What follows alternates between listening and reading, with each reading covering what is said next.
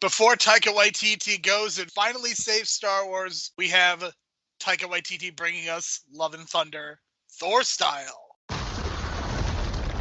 Jane? The old ex-girlfriend. What's it been, like 3, 4 years? 8 years, 7 months and 6 days, give or take. The world will be better without gods. You are not like the others, because I have something worth fighting for.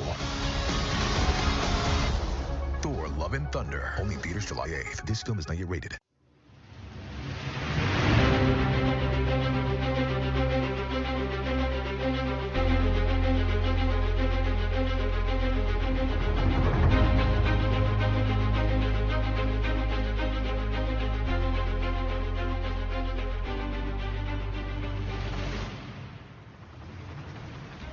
Hello, everyone, and welcome to the Superhero Pantheon. We are taking a break from our side project this week to discuss the recently theatrically released Thor, Love and Thunder. You should know that all spoilers are fair game from that movie, including any post-credit sequences, which I know Brian has to be particularly excited about one of them anyway. My name is Jerome Cusan. You can find me on Twitter at JeromeC1985. Please go leave a 4 or 5 star review on your favorite podcast app, Spotify, Apple, Google Play, whatever. Go ahead and do that, and that will really support what we do here at The Real World. You can follow me on Twitter at JeromeC1985. You can communicate with us at Hero Pantheon. My co-host is Brian. You can find him at Brian to Brain. And Brian, we are going to be discussing another MCU project. It is not Ms. Marvel. In fact, a little bit later on this podcast, we're going to be talking about what is to come on this podcast feed for Brian and I in terms of superheroes. But Brian, I'm gonna lay down some truths for you before we get into the movie itself. I just want to lay down where I'm coming from with this movie, and my hope is that you are with me on all of these following statements. Are you ready, Brian? I'm ready. Thor Love and Thunder is not the best movie in the MCU. It is not the worst movie in the MCU. Taika Waititi is not a hack. This movie was trying to accomplish way too much. MCU Phase 4 has had some highlights, but is a mess. Brian, do you would disagree with any of those statements? I wouldn't say it's a mess. That's the only thing I would probably disagree with, just because, look, COVID screwed things up. Things got completely different. I mean, this movie, Thor, was supposed to be out before Guardians? No, Guardians was to come out before this, and they fucked that up, obviously, when they fired James Gunn and then rehired him, plus the pandemic. So everything got thrown out of order, so the story they really wanted to tell with Thor kind of got shuffled around, it seems like. Because we got that rushed Guardians story at the beginning, which we all wanted by the end of Endgame, right? That's what we want the big team up. And we got it for 5 minutes, which is disappointing, really disappointing.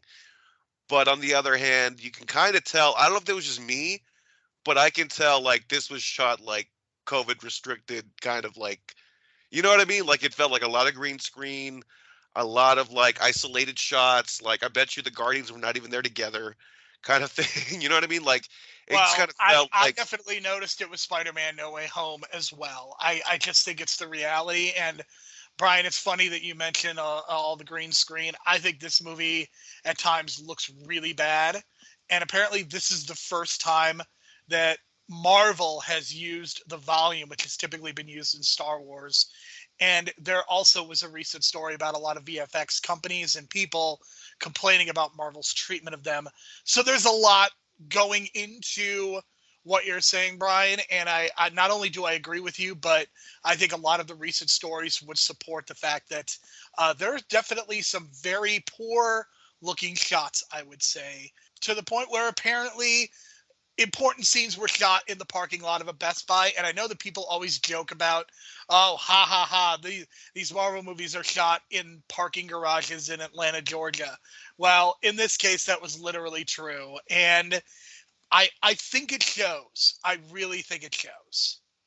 Yeah, and it sometimes it hinders it a little bit, but sometimes it's fine because sometimes if you have some really strong visuals, like I really like the city of the gods thing, whatever they call it, uh, clandestine city or whatever it's called. I think it'd look really good, even with all the gold and stuff like that. There's a lot of Easter eggs, which all the Marvel fans love and stuff like that. But like the one thing that I noticed was the Eternity scene at the end, and it seems so like, oh, this is what we're doing. It just seems so like empty and like widescreenish, but I guess it was for the effect. But then at the same time, it's like social distancing at the time they were filming it. So they were dead set on having this release date or having all these Marvel movies come out this year that it kind of, you have to work around it and get creative around it. And that's kind of like, that's been all the movies, the last couple MCU movies. So, like, if you noticed, in like as much as all of the Doctor Strange Multiverse of Madness, you can tell like the Illuminati were not even in the same room together at all, ever. So that's kind of one of those things that you kind of notice, but you kind of just have to go around it sometimes. Like I know some productions are starting to do that and get around it now, and the restrictions are loosening up. So I'm sure like scenes are going to change over time now, the way we in certain movies, because movies had to be very restrictive in the last couple of years. So I get it, but if you look at a movie like Top Gun, they kind of worked around that because a lot of it was cockpit stuff. So it's just a single cam, one person in the cam. Well, Top Gun was also in the can even before the pandemic started. Top Gun was literally supposed to come out in 2020, so they didn't have to worry about COVID restrictions. Oh, okay, good. That's good. That's good. I didn't even know that. I think that for me, the bigger issue is that I look at certain television shows like Better Call Saul and Barry, and the craft on screen is so much more evident than in a lot of these Disney productions lately. And it's very concerning to me, because if we're going to be spending $200 million for these movies, if we're going to be spending $15 million an episode for the Disney Plus stuff, then my expectation is that this is going to look good. And if it doesn't, then that's a problem. And look, you could criticize Stranger Things costing $30 million an episode all you want, and I think there are legitimate critiques that you could make for that. But here's the difference between what I saw in Stranger Things and even what I saw a lot of with these Marvel shows. Stranger Things, the money is very clearly on the screen, and it actually looked good. The CG looked good. The creature design looked good. I'm sure that there was a mix of tangible things and a lot of CGI, of course. But I don't know, Brian. It's just weird to me that I watch Stranger Things, which this is not a Stranger Things review, but there are times that I felt like that TV show felt more epic. It felt more put together than this Thor movie, which is really strange to me. I get that, and Stranger Things. That's 9 episodes, about an hour and a half each, or hour each, whatever you want to call it. So they had a lot of time to play with to build that epicness. You know what I mean? Here, yeah, we've had 3 Thor movies and 4 Avenger movies with Thor in it. So, they wanted to maintain that comedy because that's what brings the money, and that's what brought the money back to the Thor franchise in Ragnarok. And they wanted that Taika comedy back in it, and they got it. They brought the team back together. They even got Natalie Portman back, which was shocking because, God, I never thought she'd be back, even with the Endgame stuff. When I found out she didn't even film anything for Endgame and it was just B footage from Dark World, I was like, oh, she ain't never coming back. She's just going to collect paychecks for residuals and that's it, until Taika talked her into it. And the story was there, and I felt like her story definitely needed like 15 more minutes of screen time at least to kind of nail that down because it was so rushed. But then again, I don't know if they were just determined to be under 2 hours because it's an hour and 58 minutes. I don't know if there was some mandate because of the Eternals. You know what I mean? There's usually that kind of, studio panic. We've seen that before with Justice League in 2017. That movie had to be under 2 hours. So I don't know. Maybe it was just working around certain restrictions, certain mandates. Who knows? But Taika seems to be the kind of guy that wouldn't complain in public. It just seems like that's the kind of artist he is. And so I don't know. He kind of buried his VFX artist in that one video. So I don't know if that's. I don't know that he's going to necessarily bite Disney's hand directly, but I don't know that it's a mandate necessarily. Spider-Man was 2 hours and 40 minutes. Doctor Strange was a hair over 2 hours.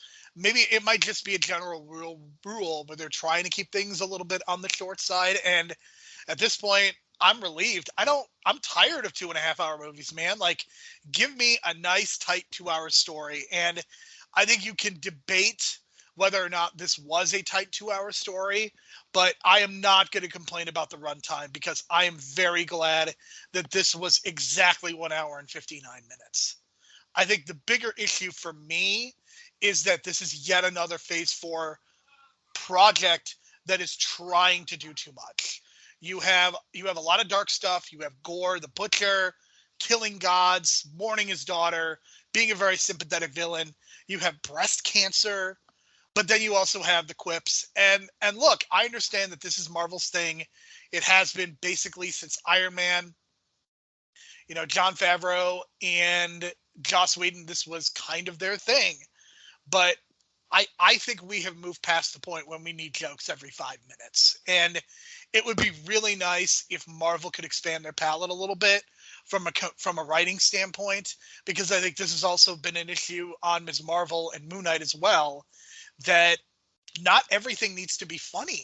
And I understand you did bring Taika Waititi back, so you are expecting humor. But if you're going to bring Taika Waititi back, then you should not be addressing two storylines as serious as Gore the Butcher and the Love and Thunder part. Like, you need to either pick one and really develop it out, or you need to do something else, because the tone was all over the place. And I think the other thing that's very concerning to me about this movie was the fact that, you look at Taika Waititi and what is on his plate right now. As we are recording this, What We Do in the Shadows is about to premiere. I know that he does not have a lot of involvement at this point, but that is part of what is in his portfolio. Not to mention the fact that he's got Our Flag Means Death on HBO Max. He's got Reservation Dogs, which he has had a hand in. He recently starred in Free Guy in a live-action role. He did voiceover work for Lightyear. He's writing a Star Wars movie. He has a Time Bandits project. He has a lot on his plate, and I think that with this movie, I think all of that came to fruition, and I think that is part of the reason, that is another part of the reason why I don't think this movie is nearly as good as Ragnarok. Yeah, I'm on the same boat. It's not nearly as good, but it did have its moments, which is fine. Like, I felt like as a summer Marvel movie, it did its job. It's not like a bottom of a barrel type movie. I wasn't disgusted like when I watched Morbius, like, oh my god, kind of like rolling my eyes kind of thing. Even with the goats, despite some of the looks my friends were giving me after like the third or fourth goat scene, I was just like, dude, I still find it funny, man. Fucking these goats are just making me laugh. And I know that's polarizing, but I get it, and it is kind of based on like the, not historical, but the literature, background of Thor and his goats. That kind of take him on the Bifrost. It is also based on a Taylor Swift meme from 2012, and no, I'm not joking. Oh boy, that's even better, because I don't even know what you're talking about, but I'm glad I don't know what you're talking about, so that's a good thing. But yeah, it was fine. I did enjoy Russell Crowe's performance, because I mean, yeah, it's funny, like, we get it, but I just love the idea that like he's overweight and fat, and we're just not gonna see him without that goddamn metal vest on or whatever. And it just shows like his vanity and his, what a Zeus would do in 2022 when he's completely out of shape and he's not the same person anymore and he's just trying to maintain it. Kind of reminded me of the villain from Mad Max Fury Road. The same dude just trying to maintain that persona. So I appreciated that stuff, like the little details on that. Like I said, I love the little Easter eggs with all the gods and stuff like that. I do feel like Christian Bale was like didn't need to be in the movie at all. He didn't steal the show. He was good, but he wasn't like the best Marvel villain. So that's kind of like where I'm at with that. I mean, he tried. I mean, he had like some good scenes, but overall, it just is like they just hired him for like 7 or 8 scenes, put him on a green screen, and just let him, try to be like kind of crazy, but not too crazy. And that's kind of where he went with it. But I did like the fact that everything goes black and white around him.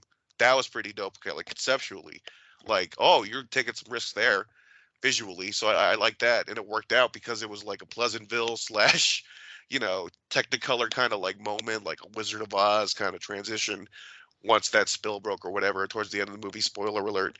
But I did like that. I didn't really like the idea that we get introduced to Heimdall's kid this late in the series. Like, I felt like they should have built that up Like, we should have been introduced to his kid at the end of Ragnarok to build up oh yeah, someone's still gonna live that legacy as the guy that controlled the Bifrost. Heimdall's kid is super young though. I don't know that you could even introduce him or even introduce him and it have any meaning. Like the kid, make him a kid, make him like a late teen. You know what I mean? Like, I'm glad they have his legacy going, but I don't know. It was just like this so late in late. the series, but you forget, Brian, that the MCU is never going to end, and we need a cavalcade of young Avengers, and he is just one of many potential young Avengers that we have seen thus far in Phase 4 of the MCU, and is probably one of 2 that are in this movie.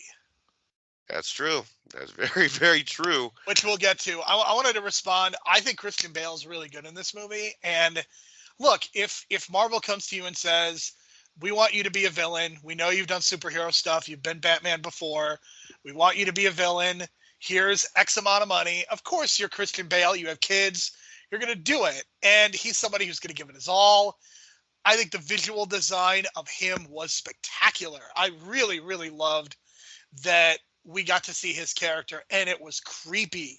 It was legitimately scary. I love it, especially coming off Sam Raimi's Doctor Strange. It feels like we had a little bit of a continuation there. So I am extremely happy that we got such a creepy character, even though I kind of think it also conflicts with the tone. Christian Bale, again, I really liked his performance here, and he really got to choose some scenery, and I think the villain is a mixed bag. But again, I think if in a movie that is not trying to balance this and Jane Foster's cancer, I think it works out a lot better. But yeah, I mean, Natalie Portman is also really great as Mighty Thor. It was great to see her in this role again and kind of get some redemption. Brian, I am going to spoil both Star Wars Episode 7, The Force Awakens, and Top Gun with my next couple statements. Are you ready, Brian? Oh no, because I kind of compare those movies, man, together. Okay, so here's the thing about Force Awakens. I feel like Harrison Ford specifically came back to die, right? Oh, absolutely. That's what he wanted. I feel like Natalie Portman is like, I'm coming back, but you need to kill me. Well, I don't know about that, because, I mean, that storyline's been around for, 10 years now? So maybe more than that, but actually. She lives in the comic book, and I think that's one of the biggest problems is that you have this storyline that is, we're talking about cancer, something that is incredibly hyper-realistic, and I think there's some really good moments. Like, I love the fact that she sits down with Kat Jennings and they have that conversation. I really like that. I think Chris Hemsworth may have his best acting scene in this movie. I'm of course talking about the scene in the hospital bedroom with Jane Foster and with Thor. Like, that is just great work from these two. And I don't know, just like with Christine and Doctor Strange, I'm not sure that I totally buy their relationship, but I think they do an incredible job with that little montage with these two together. Like, I think they made this feel much more tangible and realistic. But Brian, how is it summer movie season and we've had 2 characters die from cancer in two of the most popular movies? Timing, like you said, like Top Gun was supposed to come out in 2020, so they filmed that. Apparently they filmed that Iceman stuff way before then, right? Like 4 or 5 years ago. So just timing. So it would have been 2 summers in a row instead of the same summer. But I get you. It's very depressing. And that Iceman scene broke you. It broke me. It didn't. Like, the Natalie Portman scene here didn't break me because I was thinking the whole time, you just, I don't know, because we'll get to it in a second. That eternity thing kind of confused the hell out of me. Because if Christian Bale got a wish, shouldn't Thor get a wish too? But again, it's just, once you get to a wish, it was only the first MCU, person. It was only the first person that got to make a wish. That they should have emphasized that more. But that is definitely something that, in reading and listening to some of the postmortems, that is something they make clear in the movie. When I'm gonna definitely watch this a second time because I got the EMC pass. They already charged me. I got like $5 in credit. I'm gonna get a Slurpee and watch this again. So, but what really bothered me was that whole thing was like, I thought his whole goal, Gore, was I'm gonna kill eternity. I'm gonna cut his head off and then kill all the other gods. And then I just forgot about the whole wish part. So that threw me off. They didn't really emphasize the wish part enough, but then you get into all these plot holes. If there was a wish with eternity, why didn't Thor go there and wish all the people that were snapped back and all that bullshit? But then I guess once you watch it again, and I will watch it again, they're going to show you that like Thor didn't even know about this wish thing until now, right? So he didn't even know you can get to eternity with Bifrost. Like he could get there himself. He didn't know that until I guess the knowledge was in the Necro Sword that Gore has. The Necro Sword cut Gore when they first touched the sword, so he got infected, like like Wanda and Doctor Strange. So the same thing with the book. He got corrupted. She got corrupted. Once you get corrupted, I guess in the MCU, there is no turning back, because you are all evil pretty much. So Gore went all evil. But that thing with the wish confused me, because I was like, well, if you have a wish, why don't you just wish your daughter back in the first place? But I don't know, just weird thinking and whatever. But that's what happens when you have a wish. Anytime you have a MacGuffin, or not MacGuffin, but like a trope of a wish in a movie like this, when it's got like superhero stuff, all kinds of crazy shit can happen with a wish. So. Well, Brian, as you know, because we've been in isolation due to COVID, that your mind goes to weird places, and maybe, because he's been in isolation, not really talking to a whole lot of people, the tunnel vision is, I'm going to take out all the gods instead of bringing back my daughter. So, and you could also argue that the sword has been corrupting him as well. I think part of the issue that I also have is that we don't really know the timing of this. Like, when does he actually get the sword? How long has he been killing gods? How does the blip affect all of this? And I would have said the same thing about Jane Foster. Like, what's Jane Foster been doing?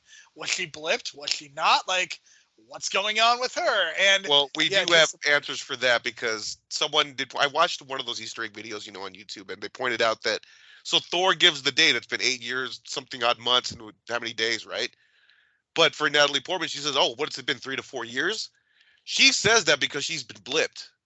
So for her, it's been 3 to 4 years. That's why. Okay, so the argument that this YouTuber is making, that is clear evidence that she's been blipped. Correct, because for her, it's been 3 to 4 years, which would have been correct for her, because it has been 3 to 4 years. But for Thor, it's been 8, because their relationship was, Thor the Dark World, which was, 5 years ago in the timeline, before the snap.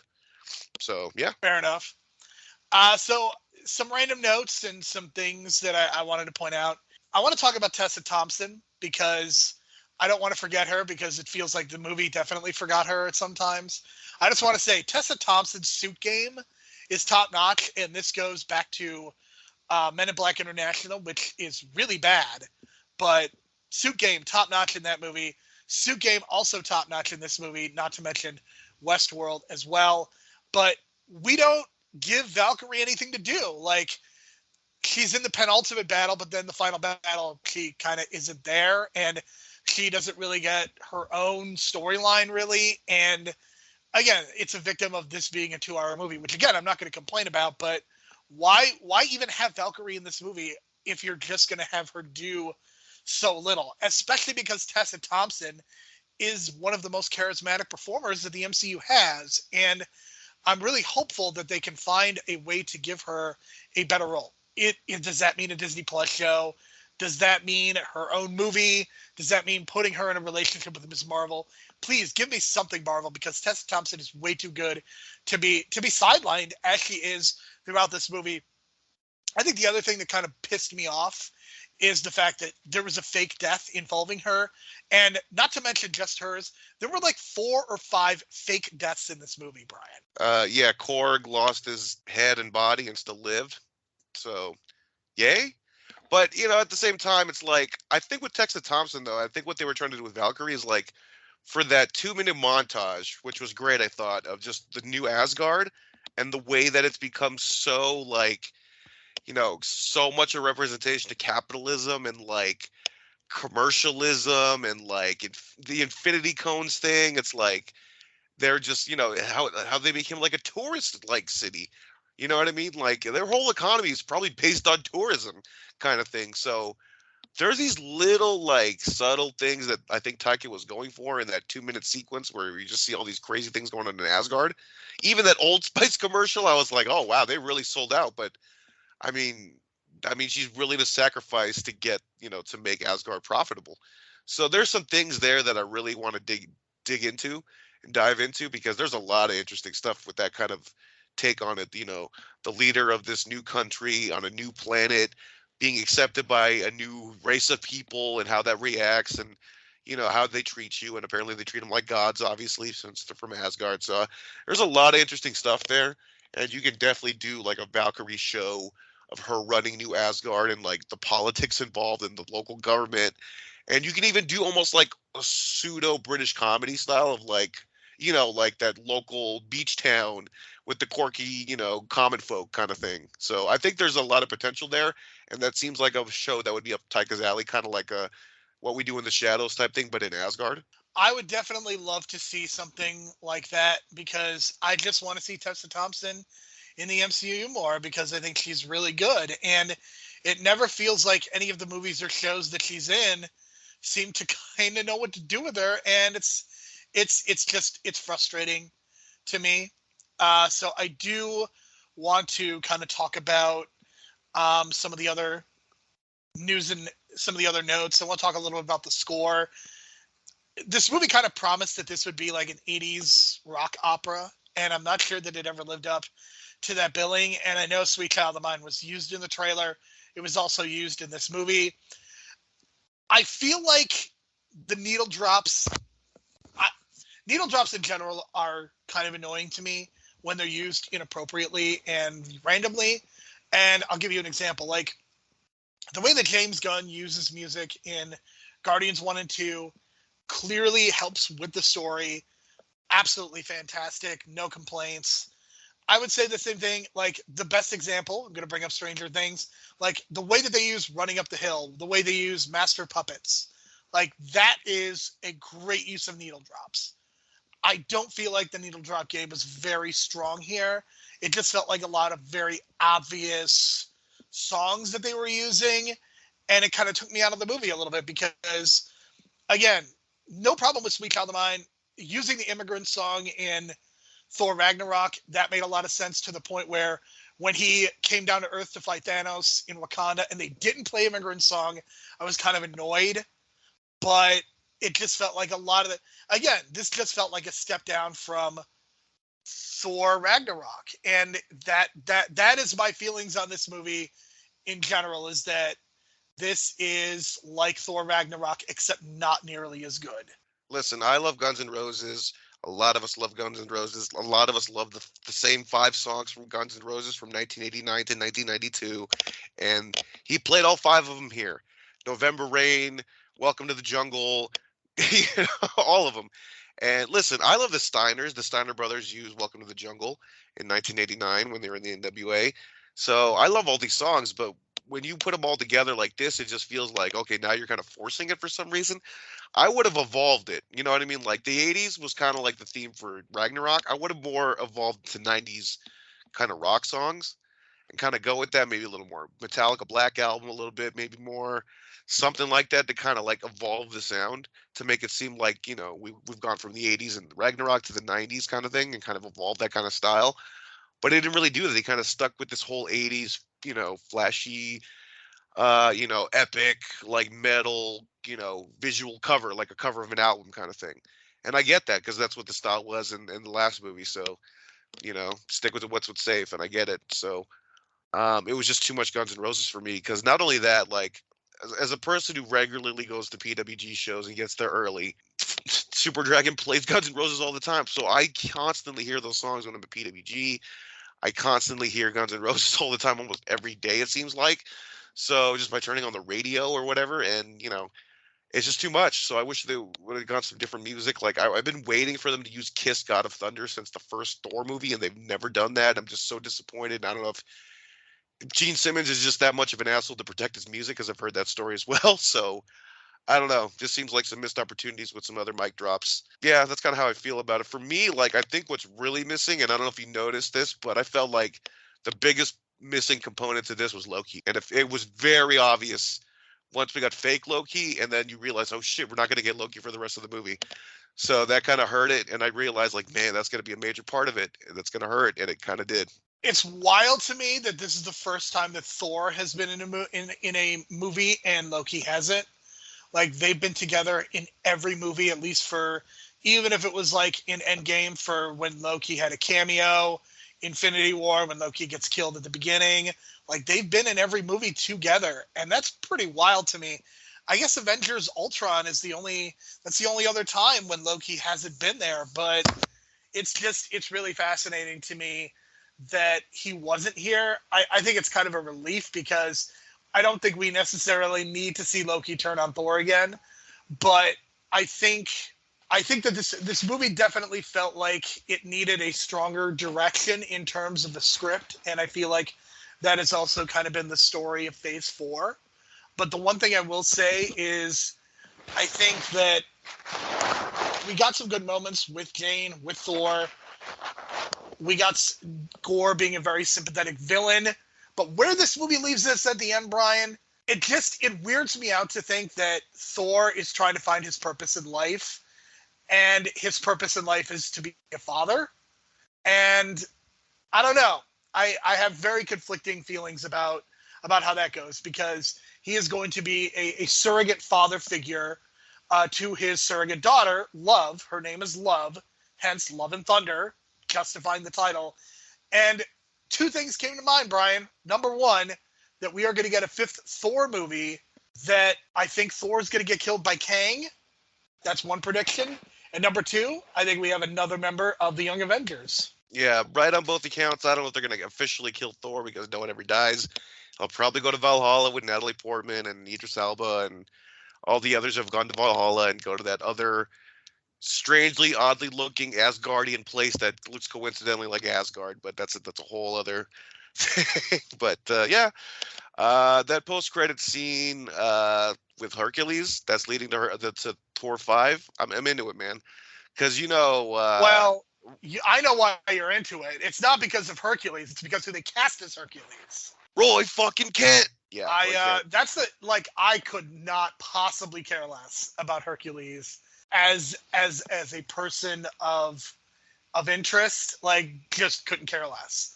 The fact that they cast Brett Goldstein makes me more interested, and I desperately hope that whatever project he's on, I hope they let him write the screenplay too, because Marvel desperately needs to work on their screenplays, and Brett Goldstein is an Emmy winner, so please do it. Please, please, please have Brett Goldstein take a look at the script. And it's going to be weird that he can't be as foul-mouthed as he usually is, but I am intrigued. Not by Hercules, but by Brett Goldstein being in the MCU. But yet, Brian, this is another case of Marvel introducing a character that we're probably not going to see for 3 years. Yeah, that's probably the case. But at least they made him super jacked with the CGI. I thought that was pretty funny. Because if you see Brett Goldstein in real life, he's not that jacked. He's a lean. He looks like the soccer player that he is. Soccer players are lean because they're running all the time. So I was like, whoa, shit. And I look into my friend who's a Ted Lasso fan too, and we were just like, Roy Kent. And we mark out, and then we're like, damn, he's jacked. So that was interesting. Really, really fun.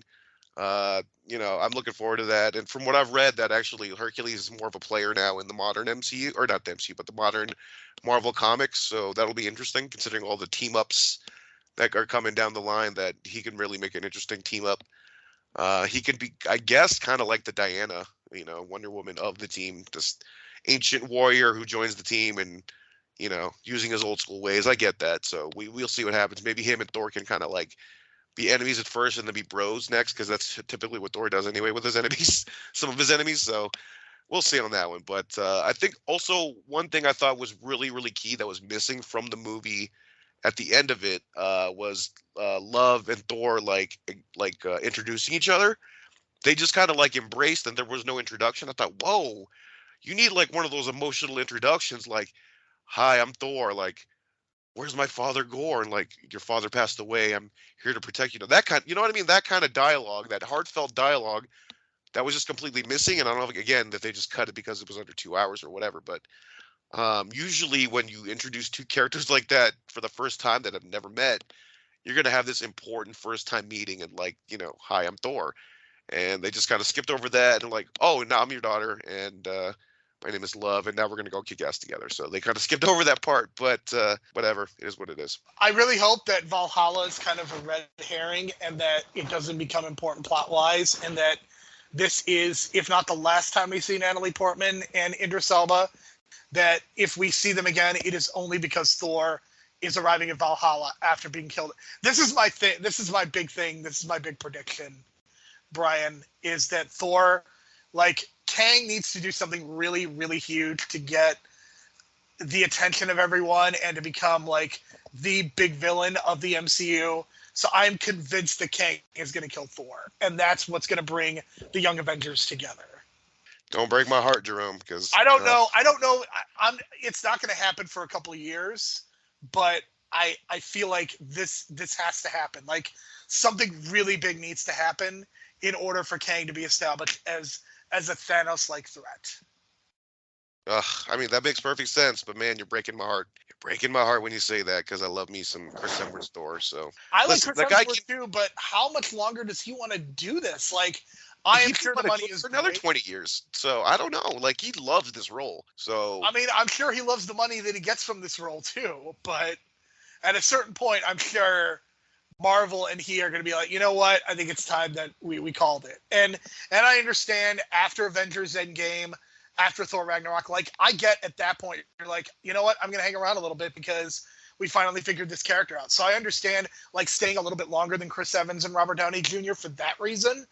But I definitely would like to see him move into something else and maybe actually get in a good movie that is not Thor. That would be that'd be really, really nice. But yeah, those are pretty much all my thoughts on Thor: Love and Thunder. And anything else, Brian, before we have our next conversation? 7.5 out of 10. That's my final rating. It's, a lot of plot holes, a lot of confusion, but it's a fun summer blockbuster. It does have some weird visuals in some areas, that's because pandemic type shooting, but for that God sequence, that was where the money is, and that was hilarious with Russell Crowe doing his thing, and we got Thor naked, so there you go. We did get Thor naked, which I'm sure made people very, very happy. I will say that I enjoyed this movie. I would say I'm at a 7 out of 10, so not that much lower than you. Again, I don't think this movie is going to end cinema. I also don't think it's reinventing cinema. I just think it's solid work.